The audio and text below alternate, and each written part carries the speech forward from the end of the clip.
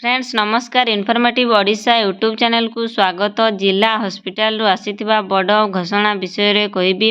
आपण माने एठारे समस्ते मागणारे अप्लाई करि परिबे। जदि आपण 10म +2 +3 पास करिसेंती एठारे अप्लाई करि परिबे। जदि आपण जिला हॉस्पिटल नियुक्ति विषय रे जानिबा पई चाहुचंती को शेष पर्यंत देखंतु। चैनल रे जदि नुआ आसीचंती चैनल को सब्सक्राइब करि दियंतु और पाखरे थिबा नोटिफिकेशन बेल को क्लिक करि दियंतु। आसंतु जानिबा जिला हॉस्पिटल नियुक्तिर समस्त डिटेल्स विषय रे। देखंतु जॉब कैटेगरी देछि स्टेट गवर्नमेंट जॉब। ये होछि state government job. Name of the post various post. आपण वेरियस पोस्ट रे आवेदन करि परिबे। Application mode online. एठरे समस्त ऑनलाइन रे अप्लाई करि परिबे। Who can apply all Odisha candidate. Odisha रो समस्त कैंडिडेट एही पोस्ट पई आवेदन करि परिबे। प्लेस ऑफ पोस्टिंग ये ओडिशा रे ही आपण मानकर पोस्टिंग हे जिवो। लास्ट डेट अछि 23 जुलाई 2024 रे अछि लास्ट डेट। वर्तमान प्राय माने अप्लाई चलीची माने एप्लीकेशन फॉर्म दाखल चलीची। लास्ट डेट 23 जुलाई रे अछि लास्ट डेट। आपण माने चाहिले करि परिबे। बोथ मेल एंड फीमेल उभय महिला और पुरुष एठारे आवेदन करि परिबे। ताले जिला स्वास्थ्य समिति रिक्रुटमेंट 2024 रो एलिजिबिलिटी क्राइटेरिया कोन एजुकेशनल क्वालिफिकेशन केते आपण केते पाठ पढिथिले एठारे आवेदन करि परिबे से विषय रे आसंतु पढिबा। ताले candidate must have completed degree from recognised university. आपण माने जदि डिग्री करिसंती +3 कंप्लीट करिसंती ताले एठारे आवेदन करि परिबे और जॉब करि परिबे।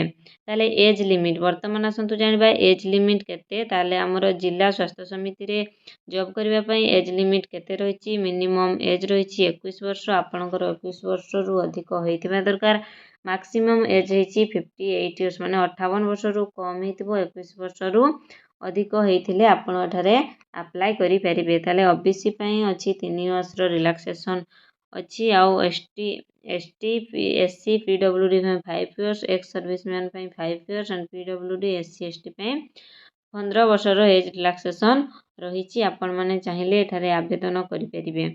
ताले सैलरी भी आपण मानकर बहुत भलो सैलरी देछि। आपण माने नोटिफिकेशन पीडीएफ रे देखि परिबे। मु आपण मानको नोटिफिकेशन पीडीएफ कोठी अछि केमिति क्लिक करिवे डाउनलोड करिवे से विषय रे कहि देबी। वीडियो टिकु शेष जाय देखंतु से विषय रे निहाती जानि परिबे। ताले सिलेक्शन प्रोसेस किपरि हेबो। ताले आज पर ऑफिशियल नोटिफिकेशन जिला स्वास्थ्य समिति recruitment 2024 candidate selected by process of interview and document verification. आपण मानकर इंटरव्यू हबो आउ डॉक्यूमेंट वेरिफिकेशन हबो। इंटरव्यू आउ डॉक्यूमेंट वेरिफिकेशन प्रोसेस रे आपण मानकू सिलेक्शन करा जिवो। ताले एप्लीकेशन फी केते रहिछि। एप्लीकेशन फी रहिछि जनरल कैंडिडेट पई रहिछि फ्री। ईडब्ल्यूएस पई भी फ्री। ओबीसी पई भी फ्री। पीडब्ल्यूडी पई भी माने कोनोसी एप्लीकेशन फी देबाकू पड़िबो नाही। फ्री रे आपण माने एठारे आवेदन करि परिबे। ताले एबे जानिबा जिला स्वास्थ्य समिति रिक्रुटमेंट 2024 रो इंपोर्टेंट डॉक्यूमेंट्स। आपण डॉक्यूमेंट वेरिफिकेशन और इंटरव्यू रे आपण मानकर सिलेक्शन प्रोसेस रहिछि। ताले एबे जानिबा माने डॉक्यूमेंट कोन कोन सब दरकार हबो। को डॉक्यूमेंट रे आपण माने एठारे आवेदन करि परिबे बा सिलेक्शन हे परिबे। क्वालिफिकेशन सर्टिफिकेट आपण जो पढिछंती तार क्वालिफिकेशन सर्टिफिकेट निहाती दरकार। बार्थ डेट ऑफ बार्थ पई हमर high school certificate 10th certificate निहाती दरकार। 2 recent colour size passport photo. Recent जो कलर साइज पासपोर्ट फोटो अछि से दुईटी recent colour size passport photo.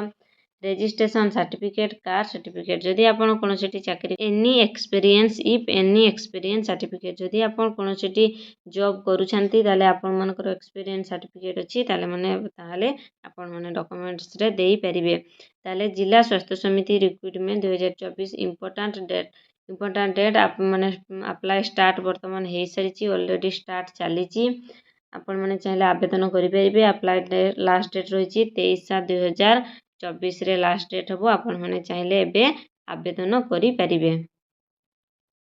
वर्तमान मु आपण माने किपरि ऑनलाइन रे अप्लाई करिवे से विषय रे कहि देछि। एडी मु अप्लाई ऑनलाइन लिंक दे देछि। आ ऑनलाइन लिंक रे माने देखि कि अप्लाई करि परिबे। नोटिफिकेशन रो पीडीएफ लिंक भी दे देछि। आपण मानको सेट रे पीडीएफ पूरा मिली जिवो। ताले ऑनलाइन रे एठी आपण माने क्लिक करिवे। क्लिक करि सारला परे एठी देखंतु odisha.gov.in नोटिस रिक्रुटमेंट बाहरी गला। एठी बाहरी जाइछि आपण मानकर नेम इवेंट नोटिफिकेशन रिक्रुटमेंट बाहरी जाइछि।